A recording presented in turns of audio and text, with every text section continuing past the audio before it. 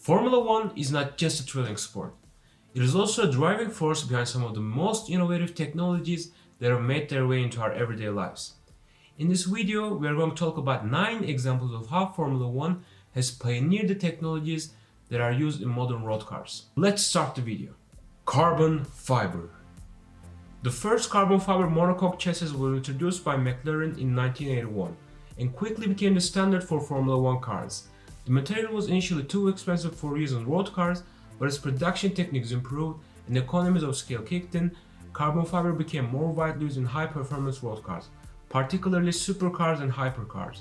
This technology eventually made its way into road cars, with the first production car to feature a carbon fiber monocoque being the 1992 McLaren F1. If you have seen that car is just awesome, man. Hybrid powertrains.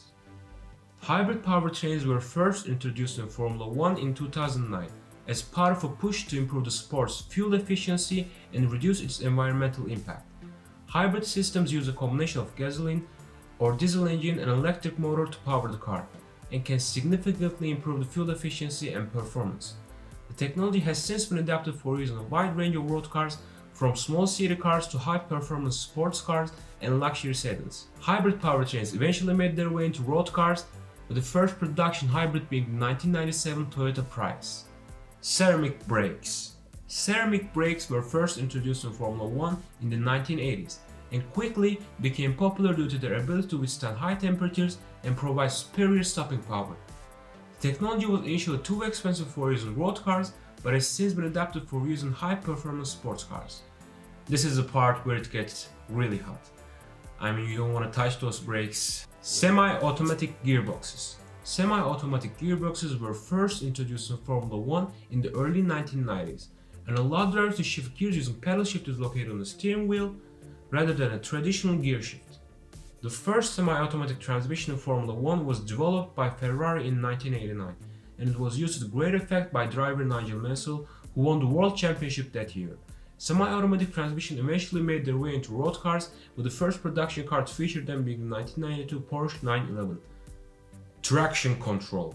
Traction control was first introduced in Formula One by the Lotus team in 1987 and allowed teams to reduce wheel spin and improve traction by automatically adjusting engine power and braking force. The technology was eventually banned by FIA in 2008, but had a lasting impact on road car development.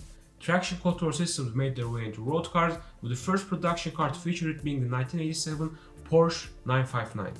This is the system that keeps you alive if you don't know how to drive a sports car. Energy recovery systems. Energy recovery systems, such as the KERS kinetic energy recovery system used in Formula One, capture and store energy that would otherwise be lost during braking or deceleration. This stored energy can then be used to boost engine power or drive electric motors, providing an additional source of power and improving efficiency. Similar systems have been adapted for use in road cars, particularly hybrid and electric vehicles, where they can help to extend driving range and improve fuel efficiency. Energy recovery systems are helping the environment because when you brake, you're losing so much energy, but with energy recovery systems, you're recovering all that energy and using it to go forward. Disc brakes.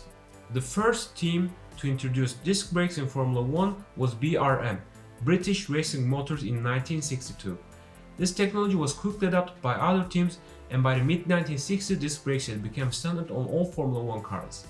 Disc brakes also made their way into road cars, with the first production car to feature them being the 1965 Jensen FF. And in 2023, we can say all road cars have disc brake thanks to Formula One. Data analysis. Finally, the use of data analysis and simulation technology in Formula One has also had an impact on road car development. Formula One teams use vast amounts of data collected from sensors on the car and from trackside cameras to analyze performance and identify areas for improvement. This same approach has been adopted by road car manufacturers who use data analysis and simulation to optimize vehicle design and performance, as well as to develop new safety features and driver assistance technologies. Formula One has pioneered data analysis, but still, in Ferrari, there are some strategists that don't know how to use data. Formula One has always been the forefront of technological innovation, and the impacts of its advancements can be seen out through our everyday lives. Some people may think Formula One is so boring and it's just some cars going around a circle, but they don't know that Formula 1 is the pinnacle of engineering, and the technologies developed on racetrack have now become an integral part of our everyday lives. And who knows, maybe there will be a lot more innovations coming from Formula 1. So, if you're not watching Formula 1, I think you should definitely watch it, and if you're watching Formula 1, with the knowledge you have gained in this video, you can appreciate Formula 1 more. So thank you guys for watching. If you have any comments, you can write down in the comments. If I missed out anything, you can write down in the comments. And if you liked the video, please don't forget to subscribe and give a like. See you in the next video.